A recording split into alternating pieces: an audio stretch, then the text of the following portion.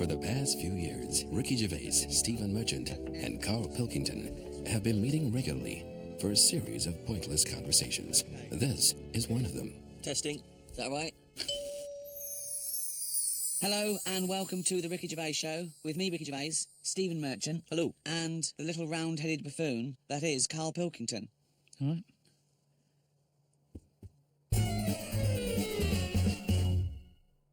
Carl, as you're aware, you've obviously got many celebrity fans, and you've also got a new fan, Warwick Davis, who is the short actor that many people will see in films like Return of the Jedi. He also is in Harry Potter. He's 3'6", and Ricky and I worked with him recently. And far from asking us about the many celebrity names that we've worked with, the only person who's interested in talking about, of course, Mr. K. Pilkington. He wanted to meet you, Carl. Yeah. Well, is he all right to get on with? Why wouldn't he be? Just because sometimes when people aren't normal, it's just... Sorry? No, I just mean when someone... Like, I've met a few little people in my time. The one that I met a little fella once, and he was all right. He got drunk really quick. But he was all right, but it took me by surprise. Only because, like I've said about when I met Steve for the first time, it's only that same thing. And then if I lived with the little fella, I'm sure we'd get on a storm. What do you mean when you met There's Steve? a TV show waiting to happen. Things wear off. That's like the world, isn't it? And it's the same with the little fella you're talking about. First time I see him, I'd be a little bit like, oh, what do you say? Whereas once you get to know him, I'm sure he'd be a lovely little fella. I don't know where to start, Steve. But Warwick asks, really, what are your thoughts on short people, particularly in entertainment? Because, of course, they've, throughout the ages, made an appearance, particularly in fiction. Tom Thumb, of course, the Oompa Loompas. What do I think of them? He's just wondering, I suppose, what your take is. They're all right. I mean, when I was on jury duty, every day I'd sort of see one pop in, and he'd be sort of struggling getting on the chair. And it sort of, he wasn't struggling in a way that he felt uncomfortable. He'd obviously climbed a lot of chairs in his time, and this was just another one. And watching him, it just makes you think. You go, I should appreciate that I don't have that problem every time I have to sit down and what have you. But I don't think it's that bad. If I had to pick being really tall or really small, I'd go for the really small one because, the world's a more interesting place for him, isn't it? Everything's bigger. Do you know what I mean? We go to New York and go, wow, look at this, and they go and they go, oh, yeah. Do you know what I mean? Everything's a lot bigger. Everything's more amazing. Food portions, everything's a bonus. So out of the two, I'd be small, and maybe that's what I'd chat to Warwick about for a bit, just to get to know him. Brilliant. It's a shame in a way that he's not been able to pop in. I'd like to hear that conversation. But I've got, speaking of like weird stuff and that, I've got a new... Well, we weren't, but go on. No, I've got a new book. Do you know I had that Freaks book? The Top 50 Freaks. Got a new one sent to me. Really? Yeah, and do you know, like, everything normally has a name. So, like, if it's the two-headed fella, they're all nicknames like that, aren't they? They've got two nicknames, I imagine. But this new book I've got, right, on the cover of this one, it's got, like, a woman with three breasts, right? And she's called the three-breasted woman, as you'd expect. The one face... Why is she posing nude, though? That's what I want to know. Tart. Well, she looked happy. And there was a fella with, like, one face but two bodies. Doing one face but two bodies. One face, two bodies. What do you mean one face, two bodies? Surely you one head, two bodies. Head as well, but it was mainly the face that was weird because he looked fed up. What are you talking about? What are you talking about? How can you have... What do you mean? How did it join to the neck? No, it did have a head, but the fact is, it was weird that it had one face to me. What do you mean? Well, if you've got one head, you'd have one face. Yeah, I know, but it was the fact that he had one face and two bodies that I didn't think... But why do you keep saying one face and two bodies as opposed to one head and two bodies? We're all the man with one face. Yeah, but now I've got one body. Yeah, well, surely he's the man with two bodies then. Again, the description. Roll up, see the man with one face. Yeah, I know, yeah. So it's full of stuff like that, right? And what I'm saying is, that fella, the one-faced man, the three-breasted woman... He wouldn't be known as the one-faced man, is what I'm saying. Well, that isn't the peculiar thing about him. No, well, they all had names like that. Right. But there was one thing in it that didn't even have a nickname. It was so weird. What do you mean? It just said unidentified. What does it look like? Sort of testicles for eyes. That's. It just reminded me when you. What do you mean testicles for eyes? And what is it? Do they have a normal body? I didn't even look at that. Oh, so that's what I'm saying though. You're attracted to the oddness of the thing, and that's what I was saying about Warren when he walks in. Warwick. It'll be odd for a minute, and then I'm sure For him it will be. Yeah. He'll get used to you. I've got my head around it a bit more, and the way that there's loads of people in the world, and yet you don't see people with like dangly eyes more often. It amazes me. I love the fact that he's amazed by not seeing freaks. Yeah. It's incredible. He's walking down the street going, everyone's got one head. That's weird. Suzanne, see any dangly eyes today? No, me neither. It's weird, isn't it? What's going on in the world? Went out the other night with the lads. You know, there's a few of us, you know, young, free and single. Must look like the Swingers. Oh, it was pretty. It looked like a boy band had gone out. It looked like, Really? It looked like, you know, NSYNC had hit the streets. Right, Yeah. A friend of mine said, let's go to a club. Right, I haven't been to a nightclub for a long time. Actually. I haven't been. Is that because your glasses steam up when you walk in out of the cold? That is a problem in the winter. I genuinely, it's very difficult to make a good impression when as you walk in, your glasses steam up straight away, and you know you've got to take them off and clean them and stuff, and then you know you get a bit. And your wife hands, you pull your wife hands up through the jeans, clean them on that. Or the back of a girl's dress. But we cruised down to one of those big sort of London super clubs, and it's a bit of a queue, and I think it's a bit of a chore. But we're queuing up, we're in good spirits, we're looking at it, sounds pretty funky, we can hear the music coming out. You know, been in the queue for quite a while, 25 minutes. Forget it, 25 minutes. Well, yeah, we were pretty excited by this point. The doorman says, hello lads. I said, yeah, we're coming, please. He went, no, you're not. I went, Really? What? He said, you're not coming in. And he just immediately lifted the little rope and sent us away from the queue, right? And we were slightly perplexed, we were dumbfounded. We didn't know what to do. It was like, this couldn't be happening, it didn't make sense. We just queued up what was going on. And so, my friend said, well, we've got to find out why he's not going to let us in. So he goes back over. I thought you wanted to do. You wanted to tie him up with logic. That'll show a bouncer. Exactly. Yeah, show him how educated you are and how you can win an argument and make him look stupid. You'll be in that club in no time. That's what they appreciate. They love that. Because what they respect is being made to look like a fool. Yeah, exactly. So we went over and... They really look up to intellectuals. Exactly, yeah. So one of our mates goes over and he says, why didn't you let us in? And he went, because you didn't have any girls with you. No. No, I'll tell you this. That's kicking you when you're down. Because when you're out on a Saturday night trying to get into a club to meet women, and the reason you're not allowed to go in a club to meet women is because you haven't got any women with you, that's just salt in the wound. It's so humiliating. So, a friend of mine says that there's a VIP entrance over there. And it was like a woman with a clipboard, you know, the guest list. Separate entrance. She said, you know, you've got a little bit of profile, Steve. Why don't we try and use your... You ran home, got your Golden Globe in your Emmy. Yeah, exactly. Well, I always carry, you know, some of the cuttings with me. Yeah. And I felt a bit self-conscious about that. I was thinking, I'm not into this, you know, it's a bit awkward. But he said, look, don't worry, you just stand here. Just like you're having a conversation. I'll go over, I'll point him out, I'll go, there's, you know, Steve Merchant over there at the office. Oh, God, Steve! So I thought, well, you know, the thing is, we were out, and I was a bit frustrated, and I thought, you know, we may as well try everything. So I stand there. My friend goes over and he has a word, and he comes back and he says, it's fine. She can't let us in the VIP entrance because she's not allowed, but what she can do is walk us to the front of the queue, right? And walk in front of the queue and explain. So I think, okay, fine. Oh, God. So we walk past everyone else, right, to the front of the queue, right? She goes up to the guy, she says, this is Steve Merchant, office. The guy goes, I know he is, we're not letting him in. Oh, God! Oh, God! By now, of course, some people have recognised me, so they're trying to have my photo taken. So there's people inside the line that's being allowed in the club. I've got to lean across the rope to have my photo taken with them, even though I'm not allowed in the club. So they go, oh, all right, this is Steve, they're having the photos taken, right, camera phones and that. They're going into the club where the music, the party's kicking off. I'm outside waiting for the next chump who wants to have his photo taken. I mean, it was mental. So, That's unbelievable. I was furious, and then one guy, I remember he was chatting, and he goes, oh yeah, brilliant, I love the podcast and all that stuff, is Carl with you? I said, no, Carl's not out here. And his girlfriend, she went, who's that? And he went, oh, it's just Steve Merchant, he does the office, he does the thing. And she went, who cares? Who are you, Bruce Forsyth? And it's that thing when suddenly I'm being humiliated and embarrassed by someone's girlfriend. I never asked for that. I never asked for her opinion on me. I'm sorry if I don't impress you, if I'm not sufficiently famous for you. But it's not my fault. It's your girlfriend who brought it up. It was like I'd gone over to her and tried to show off, and she was annoyed. So by now I was just furious. Oh, so God. I thought, forget this. Well, I was walking down the street, and there's a group of builders sitting down with a cup of tea. One of them goes, all right, Rick? I went, all right, mate. The other one went, not as fat as on telly. I went, oh, thanks. Not as fat as on telly. So he went with, well, you are fat, but you look even fatter on telly. He didn't say, oh, God, you don't look fat at all, or, oh, you look big on telly, but you don't look fat. Just went with, not as fat as on telly. And there's nothing I could say, but cheers, mate.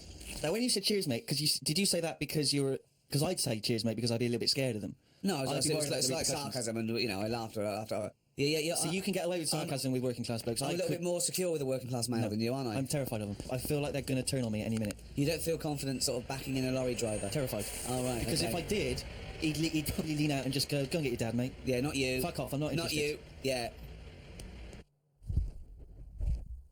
Oh, he's only going to push it down. That jingle there signifying, of course, once again, another reading from the Diary of Carl Pilkington.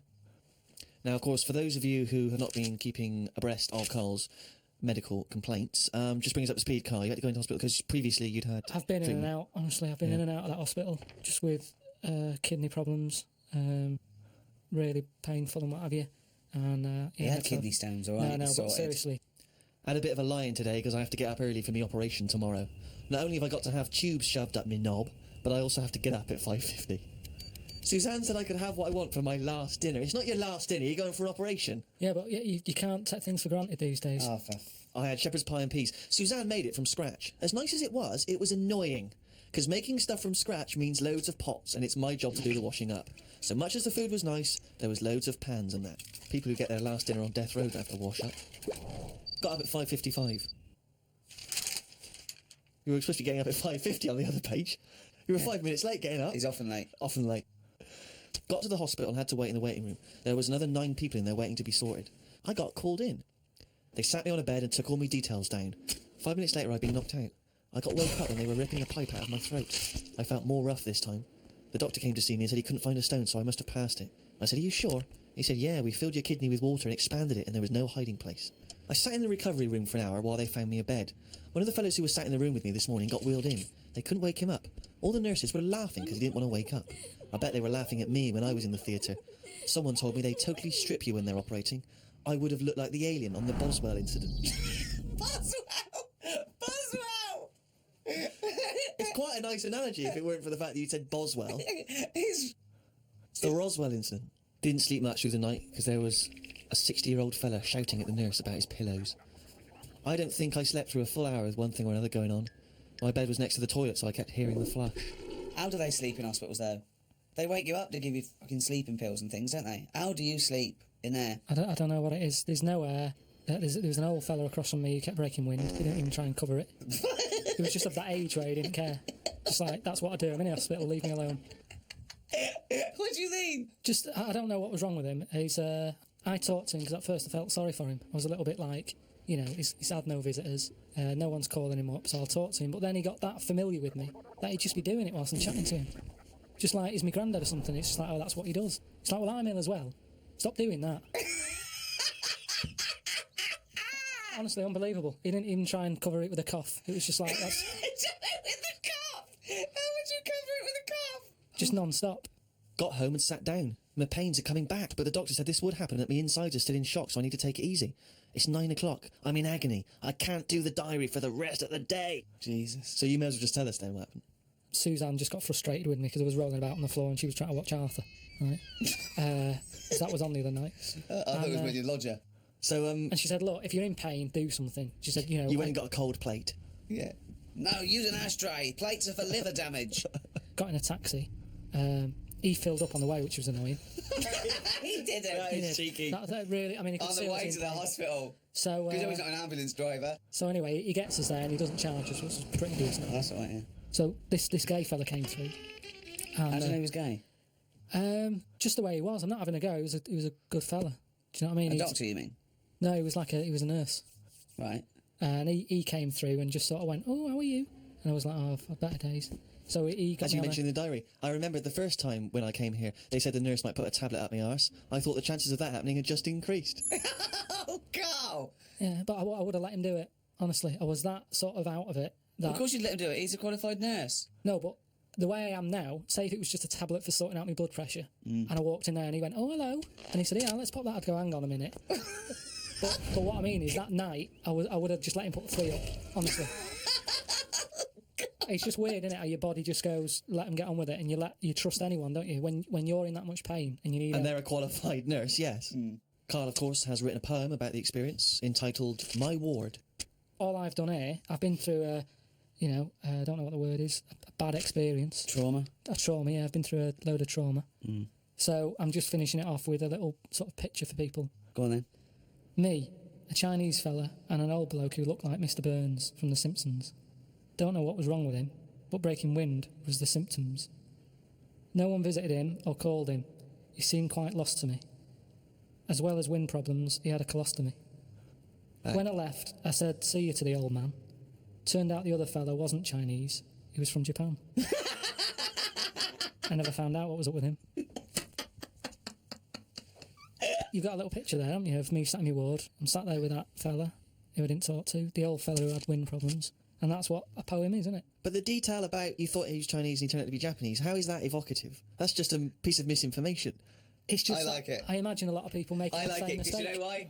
It's like he even makes digressions within his poem. Yeah. Do you know what I mean? It's like he could have gone back and erased that, but he didn't. He left that digression in, and I think that's great. To be honest, I had a late night last night because I stayed up to watch a programme about monkeys.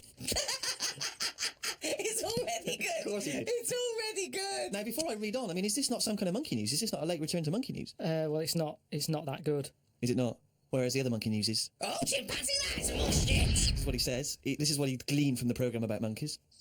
It sat on a bridge and wanted stuff off people to walk over the bridge. What? So it was acting as some kind of toll booth, This was is it? ridiculous. No, it was a bridge in like the jungle.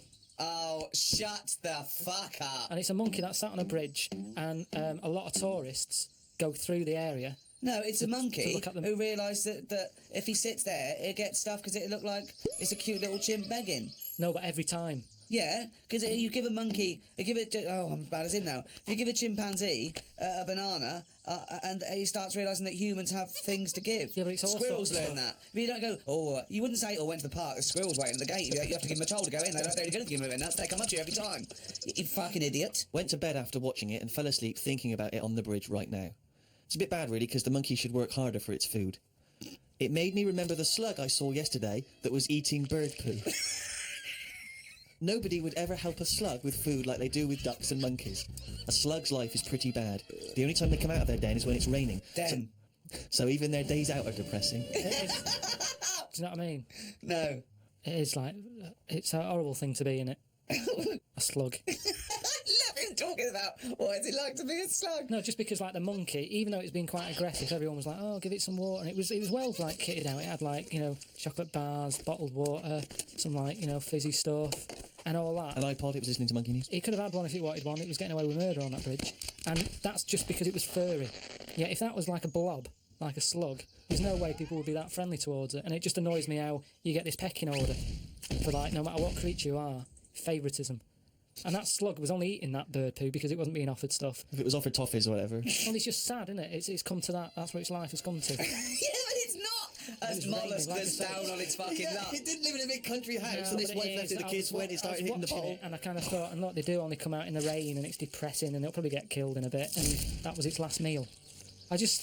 Last meal. But it people wouldn't don't care. prefer steak and chips, Carl. It No, doesn't a have... leaf. It must like a leaf or at the end of the day, it's an insect. They love a It's leaf. not an insect. Well, it's part of that gang. It's part of that... No, it's part of They that... hang out together. They hang out together. Why do you think it's part of that Because gang? it knocks about in the woods in the same place as a spider does. But what I'm saying is they're eating boring stuff because that is what's It's in not their boring area. stuff to them. They're not. I have no opinion of it at all. They take in sustenance. No, but where you are is what you eat. When I'm in London, I'll have beans on toast for lunch. On holiday, what? Tapas? Go on, I'll have a bit. So it's whatever you eat, what's in that area. Suzanne went off to work and I went to the shop to buy some envelopes. The shop was empty, but the fella behind the counter was on the phone and just kept talking even though he could see I was waiting. I started to count backwards from 20.